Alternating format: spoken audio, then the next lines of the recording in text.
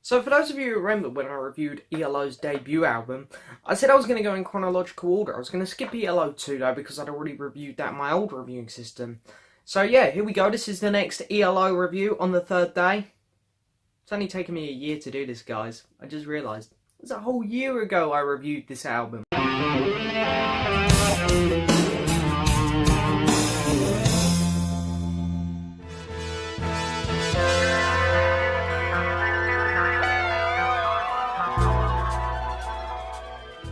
How time flies, hey? Hello and welcome back to another video, guys. Now, yes, it is time for another album review. Now, like I said in the intro, I'm going to try and go in chronological order with the Electric Light Orchestra. I'm doing Jeff Lynne and his solo stuff separate, and I've already done Armchair Theatre and Zoom will be coming up next.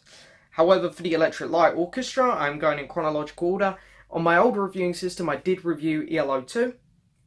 So, as I say, I am skipping that one, and we're going straight onto their third album on the third day. Now, when I was preparing my notes for this album, I generally realised I don't have that much to say on this album, to be honest, so I got a feeling this is going to be one of my shorter reviews. There's generally not that much information out there on this album, and it's an album which you can go over quite quickly, I think. Or at least I found I could go over quite quickly. So anyway, in this review, we're going to do the usual. I'm going to give you a bit of information on the album. We're going to go over each track individually. We're going to mark each track individually out of 10. Then I'm going to show you my copy of the vinyl record. We're going to mark the artwork for this album out of 10. Then when all that's said and done, we're going to add up all the scores given, divide it by the total number of scores given, and that will give us an overall marking for this album out of 10. But we're not done there because we can have the return of the album ranking board today. I still haven't found it at home, but I've got it here.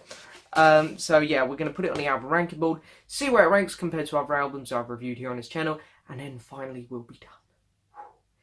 Mouthful there. Now we can actually get started with the album review. So yes, the Electric Light Orchestra on the third day. This is where the band really become the Electric Light Orchestra for me. As much as I like Roy Wood, because I do like him, he is now gone. They have a new violinist on board, and the new violinist, of course, he's a lot better than the last one, I'll say that. And of course he sticks with the band for a lot longer. And yeah, there was a lot of changes on this album. The sound, you could definitely tell they were stepping away from that prog rock kind of, and the really violin-heavy cello sound. They were starting to step away from that very slowly. I mean, it's still very present on this album, but they are starting to step away from it. So yeah, as I say, this was their third album, released on the 14th of December, 1973. Hit number 52 in the US, and just did not chart here in the UK. And yeah, that's about it. That's all the information I could get on this album. As I say, there's not much out there on this album. So yeah, anyway. So we've got 8 tracks on this album. On the back cover it will show up as 10. But of course the Ocean King, or the Ocean Breakup and the Ocean Breakup Reprise are actually both added into the opening and closing tracks of side 1. So side 1 opens up with Ocean Breakup / King of the Universe. So the Ocean Breakup bit lasts for a couple seconds. Feels very similar to the last album in terms of the prog rock kind of style. But anyway, that's over quick. And it takes a minute for the vocals to kick in on this song, as the violin and keyboards, which we'll get throughout this whole album, play a very big part. They bounce off one another, the violin and keyboards. They play off another pretty well, to be fair. When the vocals do kick in from Jeff, there's no doubt about it, these are not Jeff's best vocals. It's him trying to be very Floyd style, I think, almost.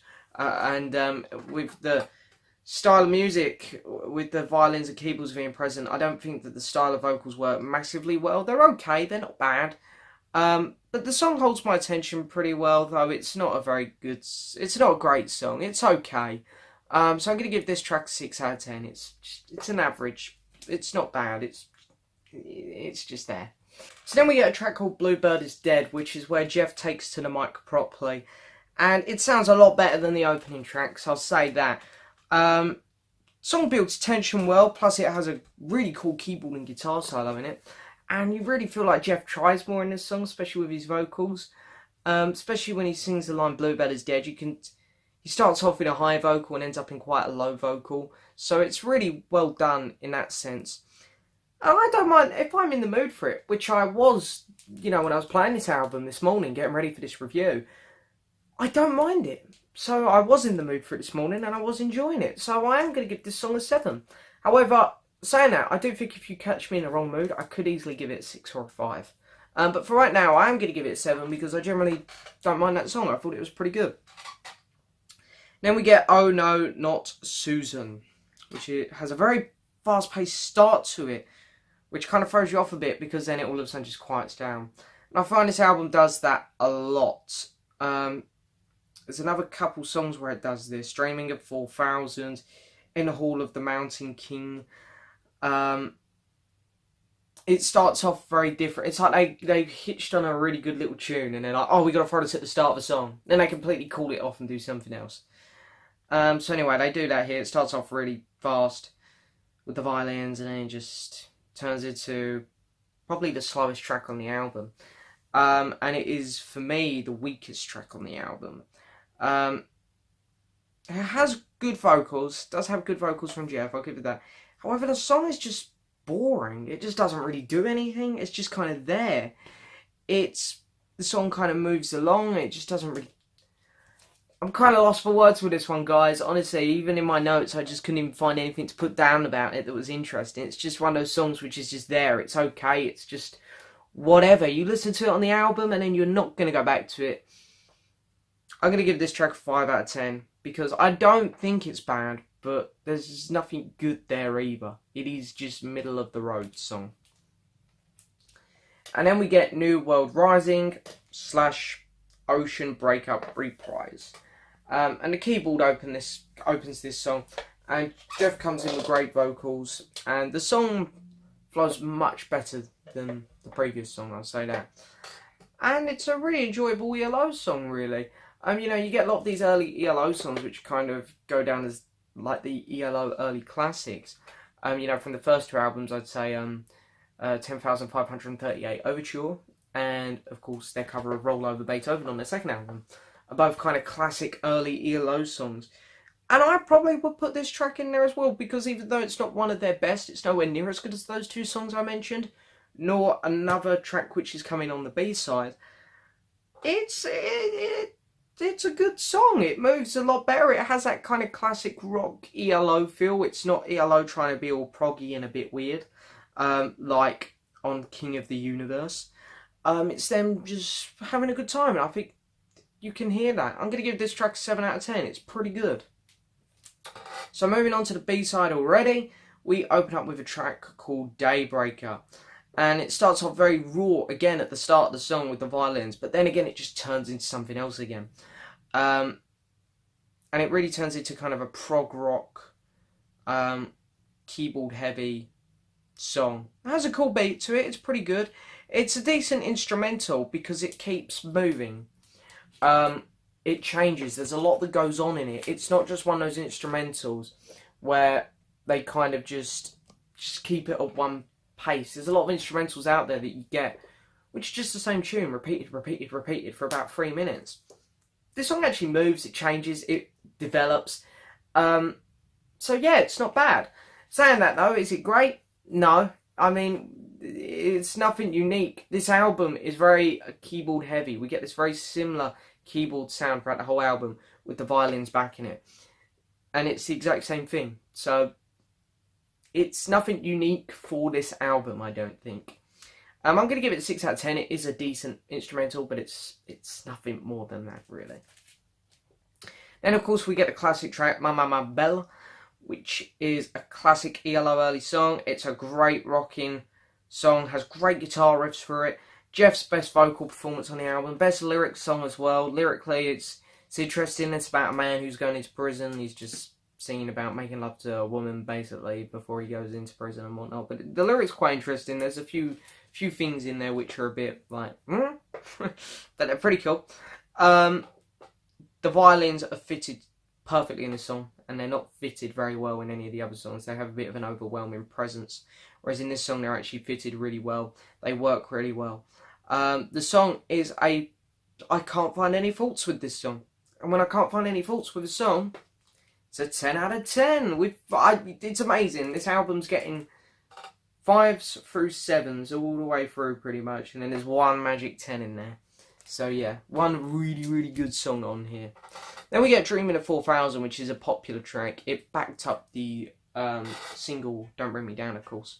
And I think a lot of people went back and bought this album when Don't Bring Me Down came out in 79 to get that song.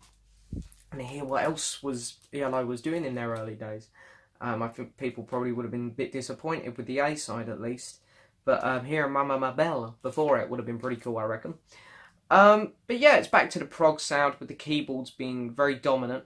Although there's a very kind of creepy effect on Jeff's voice, which is really unique. I really like that. And the keyboards aren't overwhelming, I wouldn't say. And the violins have died down a bit. And the song dips into a lot of different styles, which is what I like. There's a lot going on in this song. There's so many different areas it covers. And the song just moves really well, flows well, and yeah, it's not a bad song again. I don't have too much to say on this one. I'm going to give it a 7 out of 10. Dreamin' of 4000. It is a pretty good song. Then we get In the Hall of the Mountain King, which is, again, an instrumental. It starts off with a very old-fashioned organ, which I just love. It sounded great. And then it got quieter and quieter and it stopped. And then something else completely started again, which I wasn't a big fan of. And it is basically the Electric Light Orchestra covering Swan Lake. I'm not one for opera and stuff like that really, but I do love Swan Lake. I think that it's a really good composition. It's a great musical piece. So to hear ELO cover it was pretty cool because they put their ELO rock twist on it. It's the early ELO, so it's very rock driven cover, and it sounds really good, to be fair. Yeah, I mean, the only thing I don't like about it really is it's just way too long, and it is a bit repetitive again, you know, but that's not ELO's fault, they're covering it. So yeah, I'll give this song a 6 because I do think they did a good job, but I don't really want to go back to it, I can't lie. So anyway, I said this would be a quick review. I mean, look, we're flying through this. So anyway, let's take a quick look at the album. So here is my copy. This is an original UK press because in America they changed it to that cover there. So yeah, they did change it about in America again for some reason, which is a shame because I don't really like the American cover, I'm not going to lie. Whereas the UK one is awesome. So you just got Jeff there. This one's still got the original sticker on. It opens up like so. And yeah, we get Jeff there, and we open it up again, we get the rest of the band, and we get the lyrics to, I believe, just the B-side. Just the songs with lyrics, I believe. We got King of the Universe, which is, of course, the opening track. So yeah, we got some lyrics in there, which is pretty cool. Of course, all the songs on here were written by Jeff Lynne. Then the record comes out of the middle, which is interesting. The original Warner Brothers label, which is pretty nice. Yeah, my copy's okay. I played it this morning because I listened to this while I played it. It's not bad. There's a few marks on it, but it played fine. I didn't have no problems. So yeah.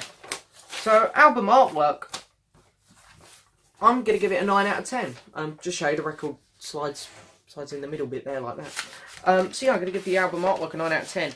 I don't give it a 10 because, you know, it's not an amazing cover and the back cover's kind of blur. But I think this is a really unique design for the time. Die cuts and stuff was something very rare to find, especially in the 70s, especially the early 70s. So yeah, anyway, I've added up all the scores, so it's 8 songs plus the artwork, so I've divided it by 9. And this album out of 10, surprisingly, is going to get a decent score. I was expecting it to be a mid-6, but it's going to get a solid 7.0 out of 10. So,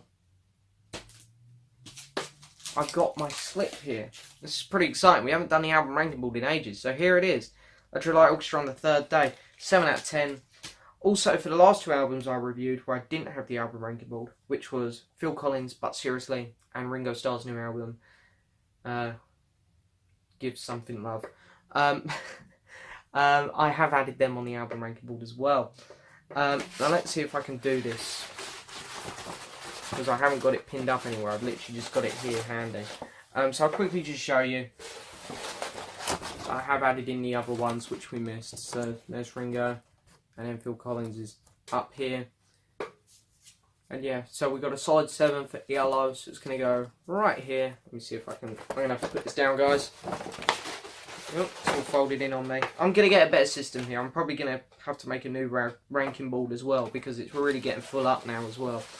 Yeah, so a solid 7.0 for the Electric Orchestra on the third day. So you can see it's tied with McCartney's debut, Pete Gabriel's So. It has beaten out...